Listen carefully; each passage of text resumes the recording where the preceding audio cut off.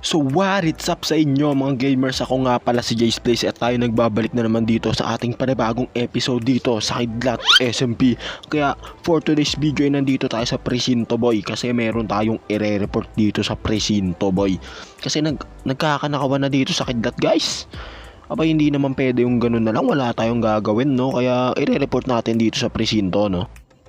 Boy, masyado nang sumusobra kasi yung magnanakaw boy, kaya kailangan natin magsumbong sa pulis boy. Kailangan natin magsumbong sa nakakataas. Ay wala palang pulis dito boy.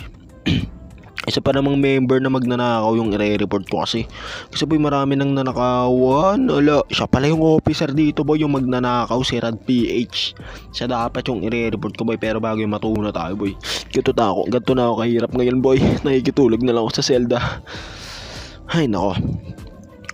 Okay guys, walang pulis dito boy. Yung pulis pala dito boy, mismong yung nagnanakaw talaga sa aming magtutropa boy. Kung walang gagawin ng pulis, ako na lang ang gagawa ng sarili kong paraan boy, para makaganti dun sa nakakainis na magnanakaw na yun boy. Ganito kasi yan guys, please wag po kayong magagalit sa gagawin namin. Yes po, may kasama po ako sa gagawin namin. And this is not a role play, guys. Hindi po ito role play, no? And sadyang may kasalanan lang talaga siya sa amin, guys. Mabigat lang talaga yung kasalanan niya sa amin. Alam niyo ba yung shulker na yellow na pinuno ko ng Blackstone nun, ha? Ninakaw niya yun. And then eto guys, oh, kita nyo tong shop ni Binson. Yan guys. Ayun, oh, kita nyo wala nang laman boy. Ninakawan yan boy. Ninakawan niya ni Rad PH boy. At hindi pa doon natatapos, pinatay niya pa yung alaga ni Crappy na si Sky na kabayo boy. Abay, yung nakaw papalagpasin ko pa boy. Yung pagpatay ng alaga boy, nakpo, hindi ko napapalagpasin yan boy. Kaya kailangan gumawa na kami ng paraan, kung hindi patuloy lang itong mangyayari. Kita nyo to, ito yung shop ni Rad PH boy. Ayun, kita nyo yung mga Blackstone na yan, ha? Alam nyo ba kung kanino nang galing yung mga Blackstone na yan, ha? Tama kayo ng hula. Sa akin galing yung mga Blackstone na yan boy. Ninakaw niya doon sa bahay ko. Doon ko lang tinambak yung Blackstone eh. Hindi lang yung Blackstone yung ninakaw niya eh, pati tong shop ko na Enderman ninanakawan niya din boy. Hindi lang to eh, halos lahat yata ng member ninanakawan niya. Yung bahay ko nga halos maubos na yung gamit doon kakanakaw boy. Yung mga supplies na nakuha ko sa NCT boy, nawala na boy. At napanood ko sa video niya habang ginagawa niya yung shop. At pati itong shop ko guys, ninakawan niya to. Kita niyo to yung chorus fruit. Last video diba si Joker bumili dyan. Guys, oh, tingnan mo may kupit pa guys. Naging 12 na lang yung 64. Din tong walang mananakaw yun sa coming soon. Kita niyo tong obsidian, itong ender chest ko guys. O diba guys, konti na lang. Ha? Konti na lang yung ender chest ko dahil ninakaw niya rin. And then tong obsidian, kita nyo, kinukupitan lang niya guys. Hindi man lang siya nagbabayad. Kaya naman boy, total malapit na naman ang Pasko, di ba? Bakit hindi natin siya bigyan ng regalo? Ha? 'Di ba favorite niya mangupit ng obsidian dito sa bahay ko guys? Dito, 'di ba favorite niya manguha ng obsidian dito?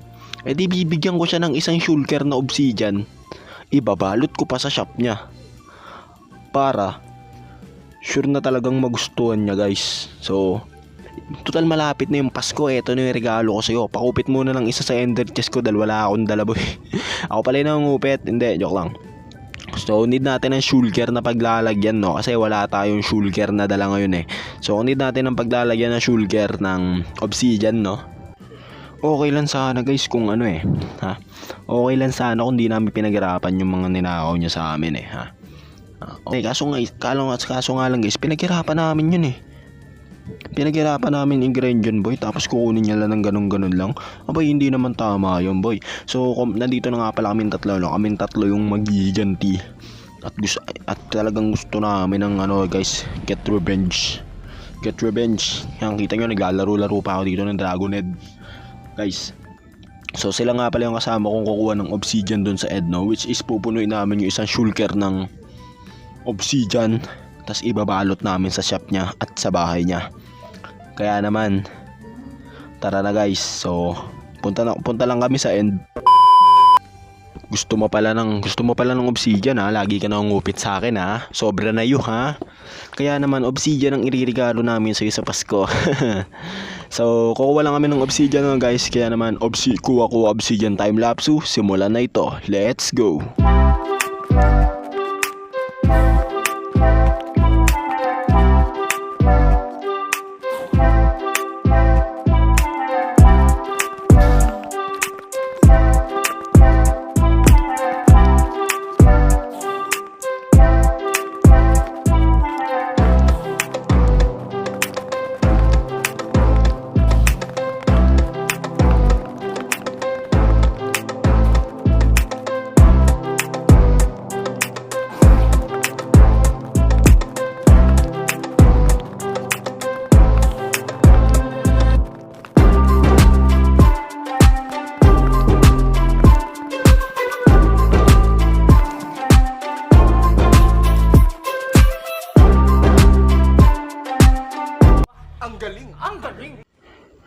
So guys, ito lang nga pala yung nakuha naming obsidian no. So di na namin napuno yung shulker, nagagalit na si Mayor, bawal pala daw manguha ng obsidian dito sa end. So okay na to guys, sa tingin ko naman kaya na ito ibalot yung buong shop niya no. So tara guys, alisa na.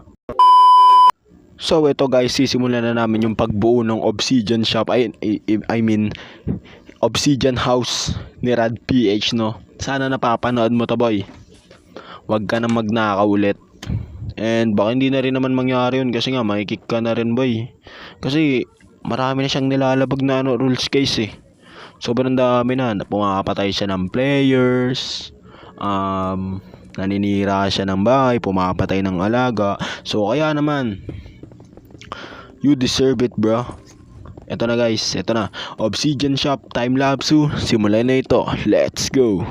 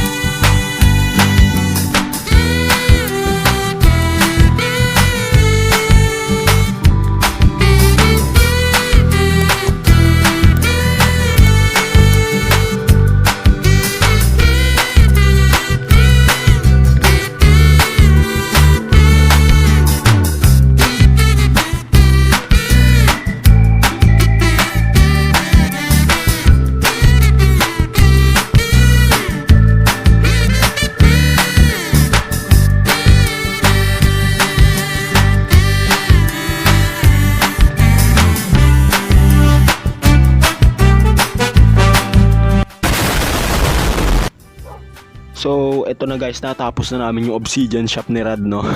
Sana napapanood mo to, bro. Sana naman nadala ka na sa pwede namin gawin pag tinuloy-tuloy mo yung pagnanakaw. And then kasama namin si Mayor. Ayun si Mayor, oh. Kita niyo naman, kasama namin si Mayor, boy. Ayun guys, oh. Guys, kasabot namin si Mayor, boy. Kasabot namin yan, boy. Kaya, sorry na lang, Rad. Marami kang kasalanan eh. Ha? Marami kang kasalanan, tol. And yun na nga. And sana nag-enjoy kayo. At kung nag-enjoy nga kayo, huwag niyong kalimutan mag-subscribe yan sa baba, no? So, yun lang. Bye-bye.